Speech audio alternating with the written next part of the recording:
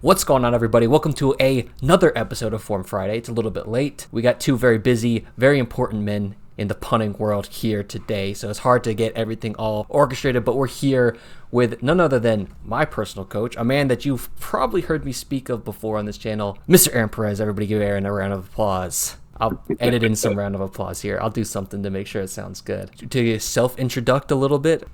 Yeah, I mean, for those of you guys that I haven't met before, what's up? UCLA guy, as you can tell from my hat. All-time leader there in, punts, punting yards, punts in a season, punts in a game. So as you can tell, are a bit stagnant, non-existent. We had a good time, though. And yeah, man, I've been coaching really since, almost I started in college, 2005. So it's been almost 20 years now, but really started going full time, post-college, 2009. So the Punt Factory's been around now for basically 10 years. We've got 3 or 4 guys in the NFL. We've got, the all-XFL punter, the all-USFL punter. But really, where I find my most happiness is still coaching the young guys and teaching from the ground level up and grassroots punt coaching. I'm currently in Seattle here, coaching a bunch of guys. I've been coming here for a couple years, and I'm just excited, man, to be part of this world and to interact with you, Isaac, and spread the word a little more on some of this film. Heck yeah. Love to hear it. I actually hadn't thought about that. You're monopolizing the leagues outside of the NFL right now. Of course, Dan moving into the NFL, I think he's going to create some waves, and we can probably, that's a different discussion for a different time. Dan is a freak. But yeah, all XFL, all USFL punter, I hadn't even, I knew it, but I never connected the dots. That is hilarious. And that's why I'm trying to gather up some of the best minds in punting to pass it on, so that way, collectively, I can farm you all for content. That's what this is all about. You thought this was a charity event? No. You guys are my future content, so I need you guys to be good. But let's just get right into it. So the first name we're going to be looking at here is Josh Zammit. So Josh Zammit, been punting for 10 months. What he wants fixed is changing up his swing a little bit, trying to keep his foot more planted, trying to get consistent, better distance while keeping my hang times up and not having that drop off. All right, so looking here, foot planted. How do you feel about planted foot? Obviously, you've worked with Jake Bailey, speaking of some all-time NFL great seasons. And he keeps his foot relatively planted, right? So that's, something that I know you've surely taught before. Yeah, so, in most facets of my life, man, I consider myself very conservative, very traditional, right? But with punting, part of being a good coach is being the opposite, being very progressive, right? Is I would agree. Kind of staying on the new trends is the wrong word, but the Louis ball and teaching that to younger players and rollout and all those things. So, with that being said, the foot being planted, I have never necessarily, before, working with Jake, ever taught that. If you look back at kind of the guys that have done that, a lot of, the older Aussies, so a Darren Bennett, a Sav Rocca, those guys, Ben Graham, stayed very planted. And the more I watch, the more I think about it. I don't necessarily mind it. I just don't know, and I want to hear your thoughts on this. I don't know how I feel about teaching forcing it to stay planted, because I do feel like that puts quite a lot of stress on your hip, on your hip. I mean, it's all leg speed at that point. You're not letting yourself release. What are your initial thoughts on it? So my initial thoughts, so one thing I've noticed is there's 2 trains of thoughts. I think there's guys that naturally use their plant leg when they're kicking the appropriate way, you plant, you drive that left leg into the ground, or plant leg into the ground while you're driving, using that force to drive up through the ball. That's how you're supposed to punt. And I've found that for a lot of punters, it's not it doesn't always click that that's actually what you're supposed to do. So it ends up creating this area where your plant leg's a non-factor. So for me, I didn't use it. If you watch a lot of my old film, my plant leg is never getting activated. That's why I had this hard cap. I had to sprint at the ball and use pure leg speed. And then I was peaking. You remember when we first met, if I hit a 52.46, which, don't get me wrong, great ball. It's not anything people would write home about, but that was my top end. And it took me a long time to get out of that, and I was able to do so with the concept of keeping my leg planted. So I see it as one of those things where if a kid isn't using it the appropriate way, forcing them to keep it planted is a good way to, at least from my experience,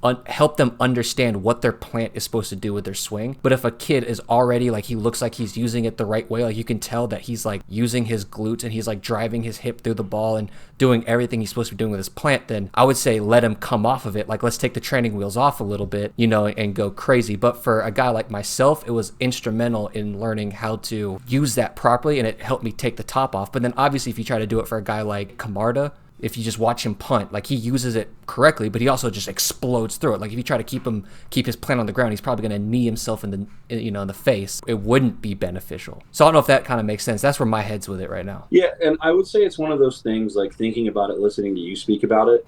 It's very similar to like Isaac Power will stay planted quite a bit. Yeah. He has an ungodly amount of flexibility. Right. I've seen like old anger videos when I used to train with Brian, like I'm talking like early 2010s, like Brian would sometimes stay planted. And like I said, it's one of those things, the more I think about it, kind of like where your off arm goes, that I've never actually coached it one way or another. Like Jake just kind of does it. And you know what's funny is that another guy who does it is Ryan Sanborn, who's followed him.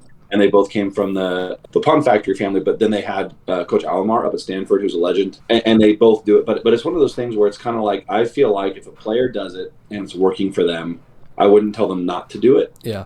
And if they're getting off the floor and they're hitting a good ball, I wouldn't say, hey, you need to stay planted. It's kind of like I said, the off arm, right? Like everyone's off arm comes off a little bit different. It's kind of just a natural motion. I just don't know, especially now, like a week before preseason camp, if I would be trying to change if my plant foot releases or not. I guess that would be the best advice I'd give to Josh here. Yeah, that seems like a pretty good piece of advice. That's also another thing we have to consider too, is that fall camp, couple weeks out right now. Not plant foot is something that is probably a pretty big change, and it's not going to happen intuitively. I think once you get into like a game speed rhythm, like that's gonna be one of the first things you revert back on, because it's just so, however long you've been punting, is like you probably have never thought about your plant foot before. So yeah, that's probably going to be not the easiest change to make right before fall camp. My 2 cents, toy around with it below like 50%, like in warm-up reps. It might help you get that glute activated a little bit more than what you normally do. If you felt like it's getting you more power when you're trying it, then toy around with it in the early reps. But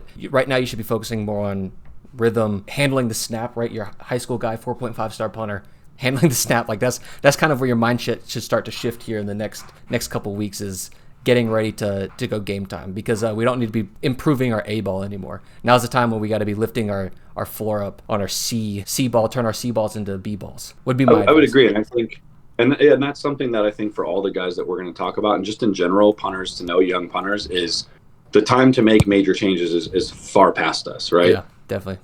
We're really actually getting into phase 3 now, which is in season, which is maintaining. It's very similar to like lifting weights, right? You're not trying to set a new PR here right now, right? That's happened already, right? You've done that through July. Now it's about maintaining that foundation you've built. So, for you, Josh, I would say, man, as you said, play around with it. What you don't want to be doing is going into fall camp and do a competition. I know he's at a school at Chaminade where you have Ryan, you have Alessandro, you have some very good, talented players, and you're trying to win a spot, and you're sitting there battling yourself on my plant leg. Yeah. Just let it go right now, but definitely something to kind of keep in the journal, and something to want to work on, closer towards the off season of next year. This is an interesting one. Aaron is a college punter. He actually competed in the Punt Olympics last year. He's been punting for about 5 or 6 years. Needs some tips on really getting some good extension. My A ball is good, but it can be a lot better. If there's anything else you can point out, go right ahead. Here's where my head goes, and you can tell me if you feel the same way. I feel like he gets a little tall with his shoulders right with the drop, and it comes from the drop height being up. And what that's going to do is, as you're taking that last step, like as you're planting, you can see how like you're already really open. So you either have to say, okay, I'm just going to relax my upper body, stay open so I can just swing up through the ball. Or what's most likely going to happen is you're going to close back down. Like you start open and then you sort of crunch down on it, which is going to limit your extension. 2 ways. One thing that you told me that really helped me was keeping my shoulders over the ball, or like just keeping my shoulders a little bit more downfield, a little bit longer than what I was doing, and thinking about staying down so that way I could plant and open up.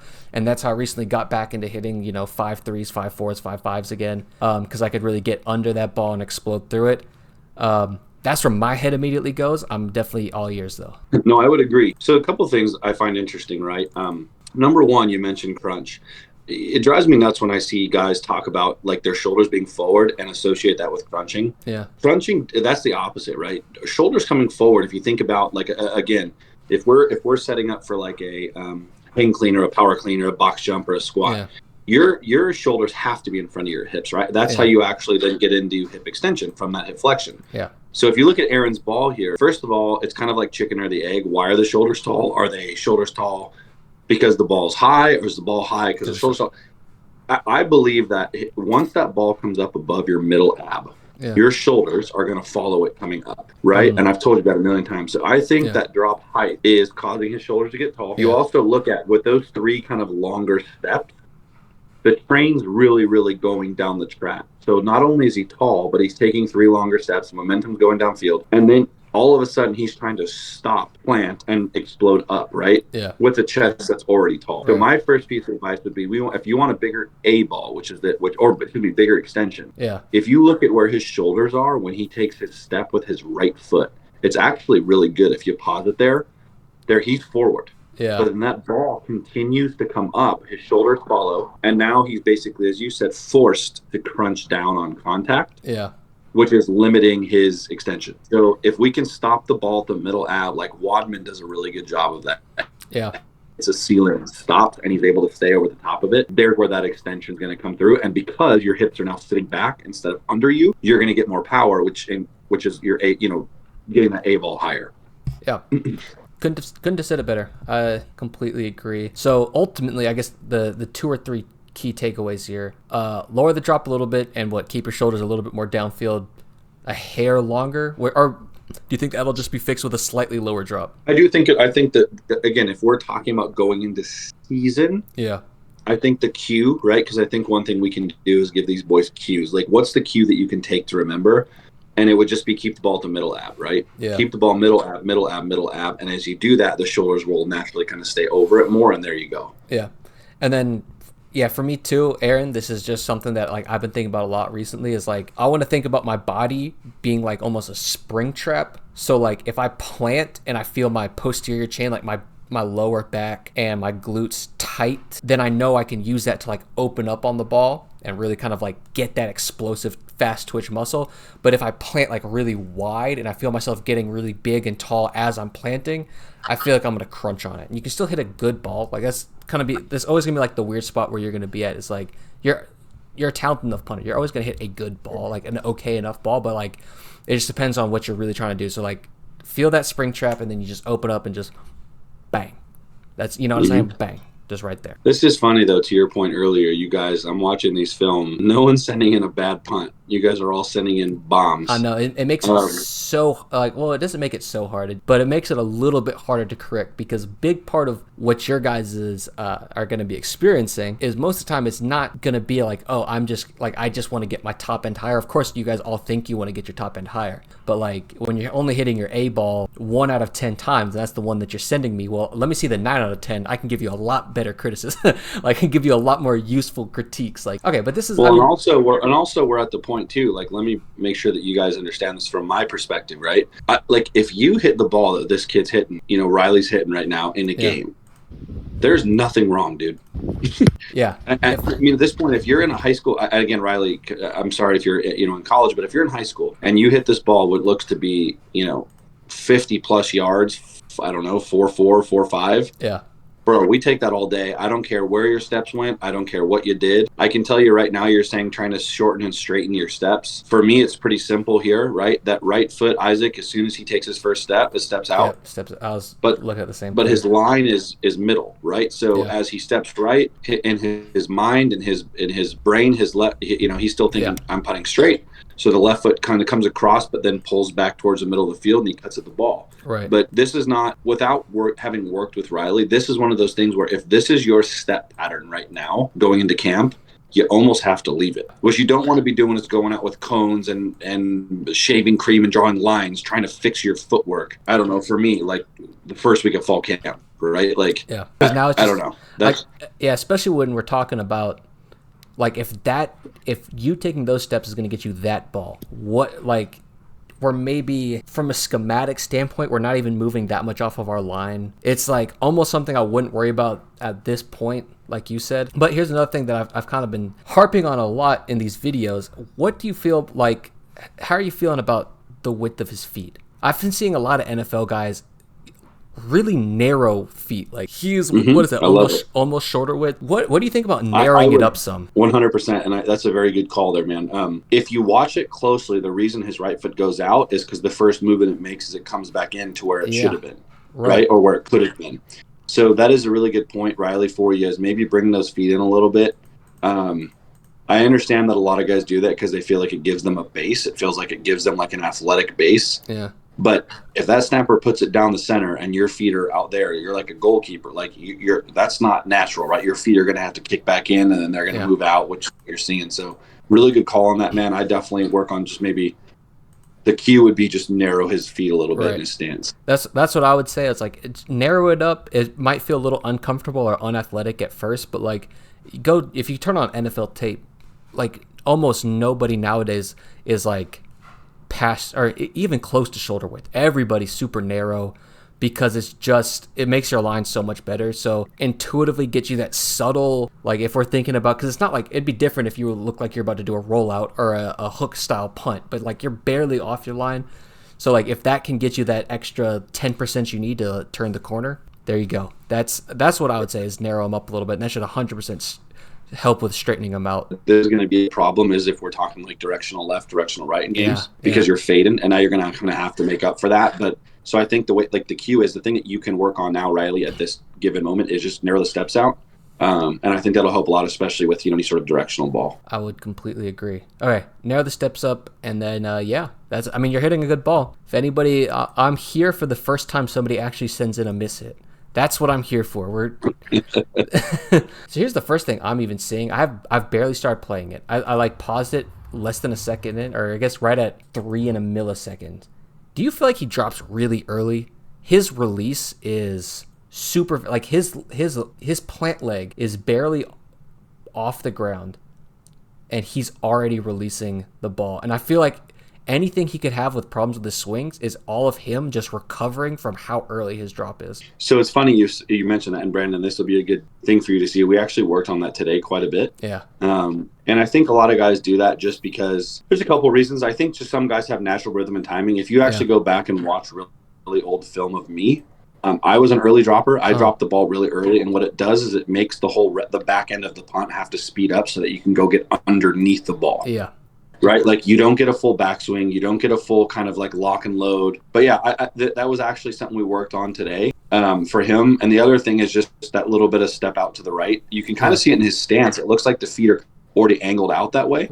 Right. So just kind of staying a bit straighter. The kid, I'm not just saying this, but like if you would have watched him sophomore year till now, the improvement is, he's committed to Eastern, right? He's going in there in the fall. You don't get to Eastern Washington on accident.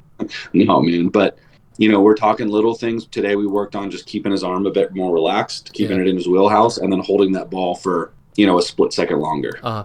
Yeah, one thing, Brandon, I would say if you just so timing and cadence is so hard to break when you're on your own. A good tip, my tip if you're trying to work on your cadence, is find a punter you really like, and that's good. Don't find just some random not good punter. Find a pro, watch their cadence, and then just try to match it beat for beat, and you'll be surprised what little things you pick up with helping your own timing from just because it helps you kind of get that rhythm in your head. So you watch this guy, you think, okay, right drop, left kick. You kind of start seeing it and feeling it and just try to copy that rhythm and that cadence that they have. And you'll be surprised at how much that can kind of fix your timing errors as opposed to just trying to go out and think, oh, hold on longer. Cause it's just a very hard thing to overcome naturally. Yeah. That would be my prescription for that specific problem as far as just cadence is just watch some guys who are good with it. So that way you can get that timing in your head. Okay, Carter Simpson, I've been punting for a little over a year. I need a little help with steps and not swinging across. This is the not swinging across thing. That is a boy howdy. Is that a common one? How there's so many swinging across. I think we both would agree is more of a symptom than a sickness, right? There's so many reasons why somebody could be swinging across. Just whether they're trying to correct. You sound like you've spent some time in a coffee shop with me, buddy. Yeah. 100%. And we actually had a couple conversations about this down in Orlando in February, just about finding the root cause of the problem, right? Yeah. And Carter, what I'll say, and to Isaac's point, right, to give you an analogy, it's, let's just say that you're going to the doctor and you're telling them that you're having headaches and you can't sleep well and you're out of shape, right? A good doctor will say, hey man, you're 100 pounds overweight. Yeah. And that being overweight is the cause of all of that. A bad doctor will say, let me give you medicine for each individual thing, right? And treat the symptom. So in this case for you, swinging across it's something that you're doing, right? It's not because your just body goes, I'm going to cut across every time. So for me, if I'm looking at this, you're right, it is the symptom. For me, what it looks like, and this is where the back angle makes it hard. Yeah, I would agree. But just based on like just watching this and how much he's swinging across, I would bet that it has something to do with the grip and the elbow.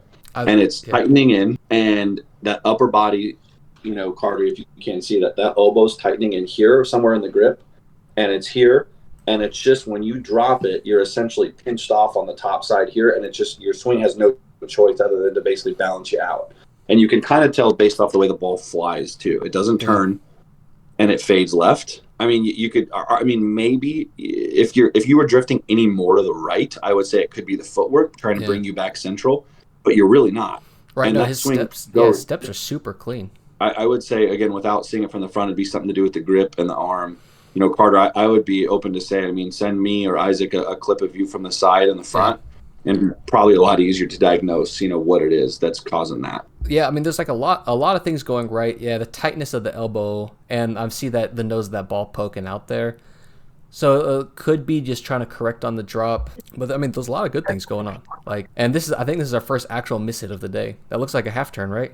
Yeah, it's definitely a half turn, and I'm trying to zoom in on it. Yeah, I think it's just, if I had to guess, it's the grip, and it's like that wrist and elbow are just being pinched in. Yeah. And the swing is just trying to balance where he is up top. So again, probably a pretty simple fix, Carter. If we could see like a front and side view, it'd take 5 seconds to fix that out. All right, first year punting, and I want to work on follow through from Logan Thel. I feel like, and you can kind of tell me what you think about this. It looks like he's planting a little flat, like he's got to get his hips more like open beneath that ball. I don't know what the right word I'm trying to say here is. This has been a concept that I've been trying to like express, but like really sort of getting those hips more up and open, like a more almost like having a lean back, but you're like your whole body's not leaning, but like you're almost like you're getting ready to hip thrust the ball up instead of like just planting. Like it looks like when his plant lands that he could just be balanced right there for the most part and just stand, and you want to like leverage your own body against it more. And I found that that's helped me swing up, but that's not the most intuitive thing. Like just saying it doesn't really paint the best, easiest picture to describe what I'm talking about. But I don't know, can you put that into better words by chance? Or so I see what you're saying. Like I think so. First of all, I've had a privilege to work with Logan a couple times, twice in the last, let's say 6 weeks, 8 weeks. And it's definitely undoing a lot of kind of bad tendencies that he had. Yeah. And one of the big one was that right arm.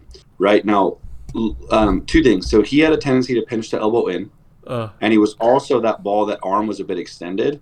And if you look here as well, I see what you're saying. I actually think his second step is pretty good. He's only covering, like, the first step is very short, second step's pretty good. I think he is balanced there, but there's 2 things. When we're talking about follow through, right? And sorry if this is a tangent, Isaac, but one thing that really helps the follow through, and I'll never, like the guy I think that does it one of the best is Brian Anger, is once that ball comes off your foot, and Saylor actually says this quite a bit, you always want to look with your eyes and not your head. So if you look here, he's looking down at the ball with his whole head, and when he swings, right, the head doesn't release with the ball. Yeah. So ideally, we want to actually be looking down at the ball with our eyes, and once the ball comes off our foot and our head releases up with us, that swing will keep coming.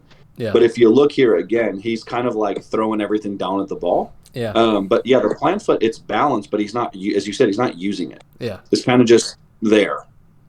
The other thing I would say is the ball looks like it kind of dives down and away from him, almost like that nose is going down on this specific rep, and he's kind of digging the ball out. But I would say, like, for me, dude, get more, we want to get more pop and explosion off that plant foot, and also the head is just looking straight down at the ball, and it's not allowing the swing to come up. It's kind of just keeping everything down and compact, if that makes sense. Yeah. No, I'm seeing that. I'm seeing that. Like he's just like too aggressive with the head. It's like he's trying to he pulls his whole shoulders down with his head, just trying to make it work. I see that. Yeah, boys, we always want to look with our eyes and not our head. So we always want to look down at the ball, but don't throw your head down, right? We want to look with our eyes so that when the ball comes off our foot, we can release. So look with the eyes, don't pull the head down so much. All right, and then my little piece is, because I like the length of his steps, but like I'd like to see he's like pushing his hips into his plant foot step before he, like, if he leaves his hips back and like one thing I always try to say is like you want to treat it like the last step before you go to dunk. Like, like where your plant foot's out like in front of you, like you kind of almost leave your hips back so that way you can shoot them forward as you're kicking. And it looks like the hips are just staying right there with the plant, so that we're not really leveraging them and we're not exploding through the plant. So it kind of all compounds into that whole concept of he's not really exploding with his plant, is I guess the direction that I was going with it too as well. I find that helps open up, but then everything too with the shoulders and the head and the knees and toes. But yeah, so that concludes another Form Friday. That was the 5. So thank you, Aaron, once again for coming on. I really appreciate it. All right, and if you guys want more of this insightful coaching from Coach Aaron Perez, you can always sign up at thepuntfactory.com. # not sponsored. This is just a plug. So yeah, as always, have an amazing day, guys, and peace.